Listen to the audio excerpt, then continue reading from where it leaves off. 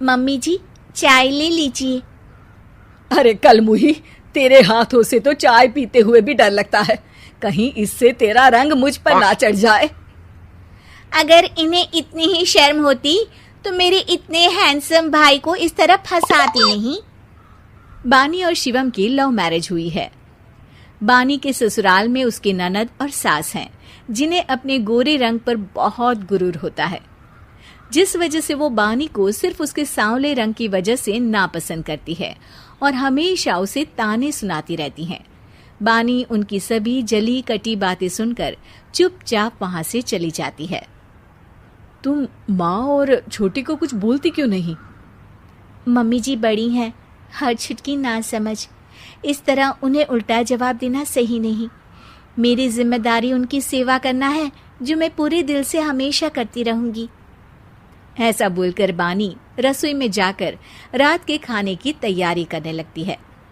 रात को खाना खाते हुए बानी की सास उसे कहती है, कल मैंने अपनी फ्रेंड्स के साथ किटी पार्टी रखी है, समय से सारा खाना बना देना और अपना मनहूस चेहरा लेकर ज्यादा उनके सामने मत आना, समझी? माँ, बानी आप दोनों की कितनी परवाह करती है, फिर भी आप उससे इतना बुरा व्यवहार क्यों करती हैं? अरे एक तो लव मैरिज करके इस कलमुही को हमारे सर पर लाकर बिठा दिया और अब हम इसे कुछ बोल भी नहीं सकते क्या? भैया तो इनकी तरफदारी करेंगे ही, आखिर इन्होंने पूरी तरह उन्हें अपने वश में जो किया है। जिसे जो करना है करे, बस कल मेरा सारा काम समय पर हो जाना चाहिए।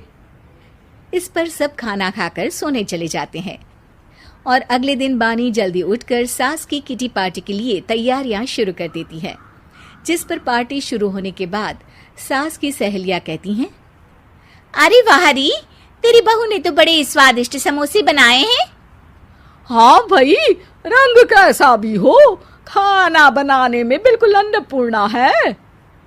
अरे इसकी भी क्या बात करनी, मेरी बेटी से मिलो, इसकी सुंदरता के आगे तो उर्वशी रंभा भी फेल है। उर्वशी रंभा को तो फेल कर देगी, पर क्या अन्नपूर्णा बन पाएगी? अरे इसे काम करने की क्या जरूरत, उसके लिए बानी है तो, और मैं तो इसकी शादी भी किसी नौकर चाकर वाले घर में ही करूंगी। बानी वापस रसोई में चली जाती है और किटी पार्टी चलती रहती है। उसी रात को बानी की सास गुस्से में चिल्लाते हुए अपने कमरे से बाहर निकल कर आती है। हाय रे, चोरी हो गई, मेरे पैसे, पक्का पक्का इस कलमुही की वजह से हुआ है ये सब।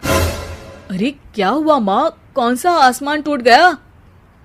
अरे आसमान तो उसी दिन टूट गया था जब तू इस कलमुही से शादी करके इसे घर में ले आया था। खुद तो आई ही, अपने साथ साथ मनहूसियत का काला साया भी मेरे घर ले आई। अरे हुआ क्या माँ?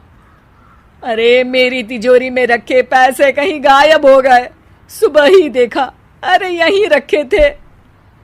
क्या आप मुझ पर चोरी का इल्जाम लगा रही हैं? अरे काली बिल्ली पर भी क्या कोई मनहूसियत का इल्जाम लगाता है? ऐसा बोलकर बानी की सास वहां से चली जाती है, जिसके बाद शिवम और बानी बात करने लगते हैं। देखो, मम्मी की बात का बुरा मत मानना, वो बस परेशान है ना, इसलिए कुछ भी बोल गई।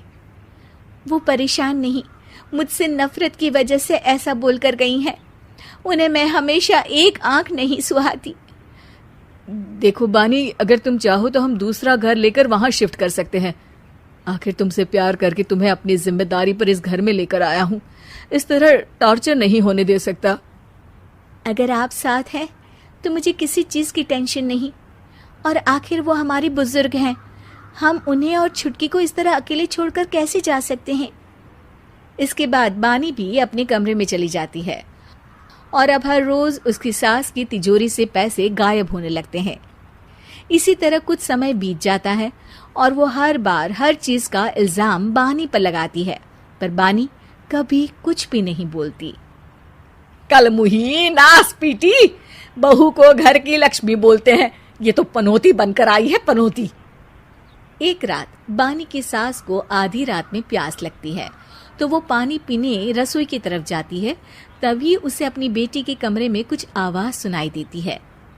हाँ हाँ, मैंने मम्मी की तिजोरी से हर रोज थोड़े थोड़े पैसे निकाल कर हम दोनों के लायक खूब पैसे इकट्ठे कर लिए हैं। और मम्मी आज तक उस सब के लिए भाभी को ही जिम्मेदार समझती है।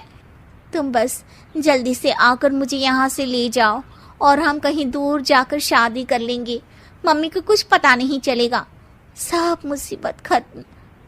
अपनी बेटी की ये सारी बातें सुनकर बानी की सास भौचक्की रह जाती है और अपने कमरे में वापस चली जाती है। जब अगली सुबह बानी सास के कमरे में आती है, मम्मी जी, क्या बात है, आज आप कमरे से बाहर ही नहीं आई? आपकी तबीयत तो ठीक है ना? क्या छुटकी कमरे से बाहर आई या तुम उसके कमरे में गई? नहीं नहीं, क्यों, जाना है क्या? मैं अभी चली जाती हूँ। नहीं, कोई कहीं नहीं जाएगा। इस पर वो बानी को साथ लेकर कमरे से बाहर आती है, जहाँ शिवम भी होता है। वहां उसकी सास बोलती है, छुटकी मेरी तिजोरी के सारे पैसे लेकर अपनी माँ के बारे में कोई ख्याल करे बिना किसी लड़के के साथ घर छोड़कर चली गई।